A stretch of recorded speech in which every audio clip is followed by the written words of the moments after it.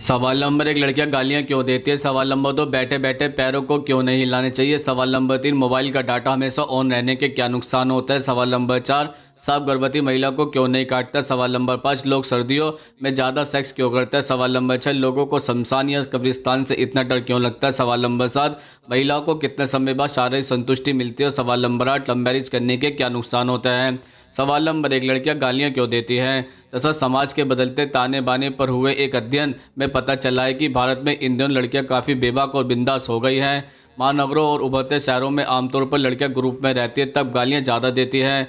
College और social gathering में बातचीत के दौरान अक्सर लड़कियां बिंदास बोलते हैं। कई बार इन गालियों का स्तर लोगों की मौजूदगी में भी प्रभावित होता है। जैसे अगर लड़कियां किसी सार्वजनिक स्थान पर है और आपस में बात कर रही है तो उनकी गालियां उन गालियों से अलग होती है जो वह अपने ग्रुप में देती है। बड़े शहरों में लड़कियां पब्लिक प्लेस में भी गालियां देने में परहेज नहीं करती। जैसे ट्रेन या बस में जब लड़कियों की किसी से झड़प हो जाए, सड़क पर किसी से टक्कर हो जाए तो वह माँ और बहन की गालियां देने में भी नहीं हिचकिचाती हैं। एक दूसरे के बॉयफ्रेंड की गैर मौजूदगी में उसके बारे में बात करते हुए भी अक्सर लड़कियां एब्यूसिव हो जाती है। इसके अलावा लड़कियों के बीच अश्लील एसएमएस भी आदान प्रदान भी आम बात हो गया है। इनमें खासतौर पर अश्लील चुटकुले होते हैं। कई बार तो लड़कियों द्वारा अपने पुरुष मित्रों को भी ऐसे एसएमएस भेजे जाते हैं। सवाल नंबर 2, बैठे बैठे पैरों को क्यों नहीं हिलाना चाहिए। दरअसल बहुत से लोग ऐसे होते हैं जिन्हें बैठे बैठे पैरों को हिलाने की आदत होती है।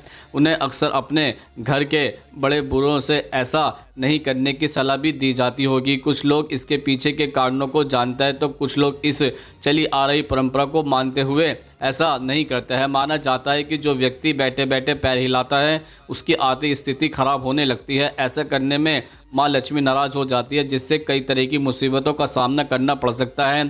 खास तौर पर पूजा या किसी भी तरह के धार्मिक कार्यों को करने के समय पैरों को हिलाना ज़्यादा अशुभ माना जाता है।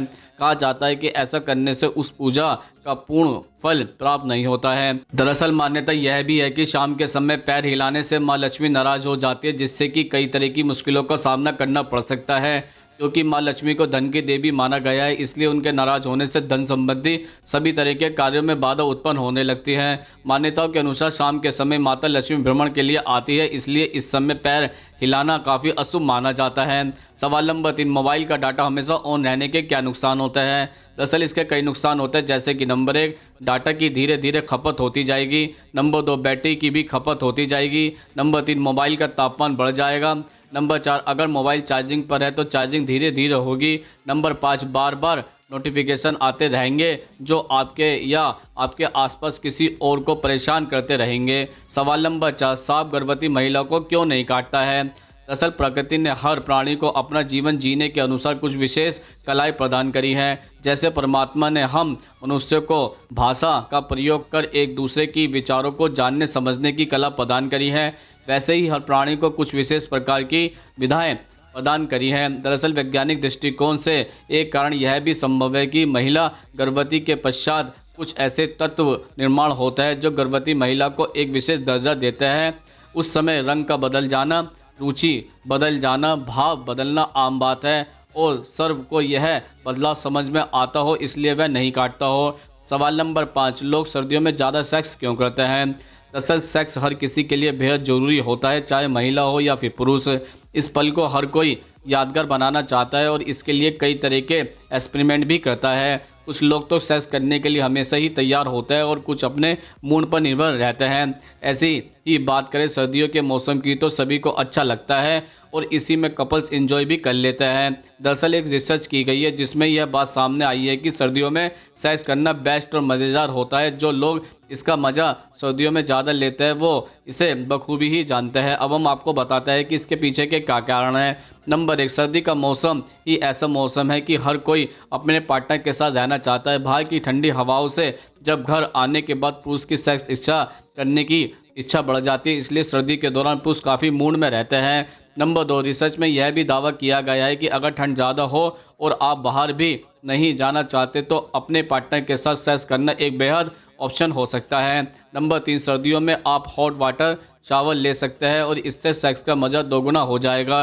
गर्मियों में आइस क्यूब आपको मज़ा देती है, उसी तरह सर्दी में आपको हॉट वाटर शावर मज़ा दे सकता है। नंबर 4, रिसर्च में यह भी कहा गया है कि सर्दी में जो लोग मोजे पहनकर सेक्स करते हैं वो ज़्यादा इंजॉय कर पाता है। इससे शरीर में गर्माहट बनी रहती है और पैरों की रक्त वाहिकाओं में ब्लड सर्कुलेशन बना रहता है, जिससे आपको बेहतर ऑर्गेज़म भी मिलता है। सवाल नंबर 6, लोगों को शमशान या कब्रिस्तान से इतना डर क्यों लगता है? दरअसल शमशान या कब्रिस्तान का नाम सुनते ही किसी के मन में भी डर घुस जाएगा। इस पर भी अगर उसे रात को इन स्थानों पर जाने या इनके पास से जाने के लिए कहा जाए तो वो बेचारा मर ही जाएगा। बहुत से लोग इसे अंधविश्वास मानते हैं, जबकि कुछ लोग इसे एक मनोवैज्ञानिक समस्या मानते हैं। आध्यात्मिक विज्ञान के जानकारों के अनुसार शमशान अथवा कब्रिस्तान ऐसे स्थान है जो नकारात्मक ऊर्जा से परिपूर्ण होता है। असल समस्या इसी नकारात्मक ऊर्जा के कारण आती है। दरअसल इन स्थानों पर अपने परिजनों का अंतिम संस्कार करने आए लोग दुख और शोक में विलाप करते हैं, जो कि यहाँ के माहौल को नकारात्मक बना देती है। लंबे समय तक ऐसा होते रहने से यहाँ ऊर्जा प्रचंड मात्रा में इकट्ठा हो जाती है। जिनकी मानसिक शक्ति प्रबल या जिन लोगों की प्रबल इच्छा शक्ति है उन पर ऐसी चीज़ों का असर कम होता है। इसके विपरीत जो लोग कमज़ोर दिल वाले होते हैं उन पर ऐसी शक्तियाँ ज़्यादा जल्दी हावी हो जाती है। इस पर भी अगर कोई व्यक्ति नेगेटिव थिंकिंग रखता है तो इन शक्तियों का उस पर बहुत ज़्यादा असर होता है और वो इनके वश में हो जाता है। रात को जबकि दिमाग भी एकीकृत होता है और नकारात्मक शक्तियाँ भी प्रबल होती हैं, शमशान की नकारात्मकता शक्ति जल्दी ही व्यक्ति पर हावी हो जाती है। इससे मुक्ति पाने का एकमात्र यही उपाय है कि उस व्यक्ति को जल्दी से जल्दी किसी सकारात्मक वाले स्थान या तीर्थ स्थल पर ले जाया जाए या उसे उस माहौल से बाहर निकाला जाए। सवाल नंबर 7, महिलाओं को कितने समय बाद शारीरिक संतुष्टि मिलती है? दरअसल बहुत से कपल्स खासकर पुरुषों को इस बात की टेंशन रहती है कि उनका सेक्सुअल इंटरकोर्स जल्दी खत्म हो जाता है। कई बार महिला भी इस बात को लेकर परेशान हो जाती है कि उनके पार्टनर सेक्स में ज़्यादा देर तक नहीं टिक पाते, जिससे उन्हें पूरी संतुष्टि नहीं मिल पाती है।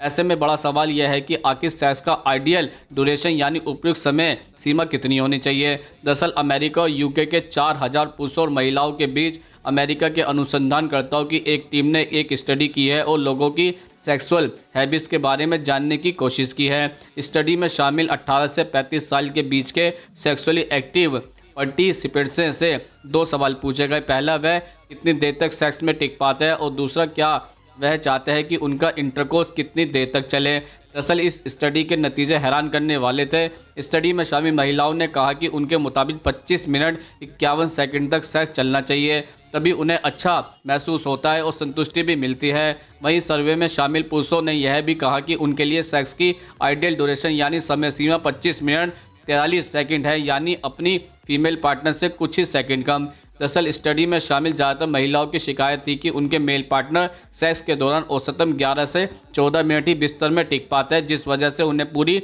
संतुष्टि नहीं मिल पाती है। स्टडी में शामिल पुरुषों ने इस बात पर भी सहमति जताई कि वह उम्र और एक्सपीरियंस बढ़ने के साथ बिस्तर में देर तक टिकने की समय सीमा भी बढ़ती जाती है। दरअसल सेक्सुअल इंटरकोर्स के दौरान महिला और पुरुषों की कामुकता में काफ़ी अंतर पाया गया है।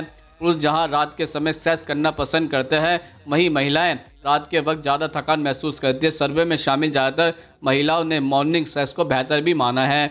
सवाल नंबर 8, लव मैरिज करने के क्या नुकसान होते हैं? दरअसल इसके कई नुकसान होते हैं, जैसे कि नंबर 1, लव मैरिज करने का सबसे बड़ा नुकसान यह होता है कि कपल्स के घर वालों उनका साथ नहीं देते। कई बार तो वह उन्हें घर में रहने की इजाज़त भी नहीं देते, जिससे कि प्रेम विवाह करने वाले को अपने लिए सभी चीज़ों की व्यवस्था खुद ही करनी पड़ती है। नंबर 2, लव मैरिज करने वाले अधिकांश लोगों के रिश्ते अपने रिश्तेदारों या समाज से ख़त्म हो जाते हैं, क्योंकि समाज आसानी से प्रेम विवाह को स्वीकार नहीं करता। इसलिए कई बार कपल्स को अपने से ही लड़ाई झगड़े करने पड़ते हैं। नंबर 3, प्रेम विवाह करने के बाद जब आर्थिक स्थिति ठीक नहीं होती तो कपल्स एक दूसरे को दोष देने लगते हैं और ऐसी स्थिति में समझदारी से काम लेने की बजाय लड़ते झगड़ते रहते हैं। नंबर 4, लव मैरिज करने के बाद अधिकांश जोड़ों के बीच प्यार खत्म हो जाता है। वह एक दूसरे को पहले से ही जानते हैं और फिर शादी के बाद एक दूसरे की आदतों को लेकर दोष देना शुरू कर देते हैं। नंबर 5, लव मैरिज के नुकसान में प्रेम विवाह करने के बाद वित्तीय समस्या पैदा हो सकती है और परिवार के सहयोग की कमी के कारण दंपति के बीच संबंध तनावपूर्ण हो सकते हैं और एक दूसरे के लिए नफरत पैदा भी हो सकती है। नंबर 6, लव मैरिज करने वाले कपल्स एक दूसरे से उब सकते हैं और रिश्ते में शून्यता को भरने के लिए किसी अन्य व्यक्ति की कंपनी की तलाश कर सकते हैं। यह एक खतरनाक अनुभव हो सकता है और अवसाद को जन्म भी दे सकता है। तो दोस्तों आज हमने आपके द्वारा पूछे जाने वाले प्रश्नों का उत्तर देने की पूरी कोशिश की है। अगर आप भी हमसे कोई प्रश्न पूछना चाहता है तो कमेंट्स बॉक्स में लिखकर पूछ सकते हैं, हम उसका उत्तर देने की पूरी कोशिश करेंगे। अगर ये वीडियो आपको पसंद आई हो तो उसको लाइक करें, कमेंट्स करें, ज़्यादा से ज़्यादा शेयर करें और हमारे चैनल को सब्सक्राइब जरूर करें। नमस्कार दोस्तों।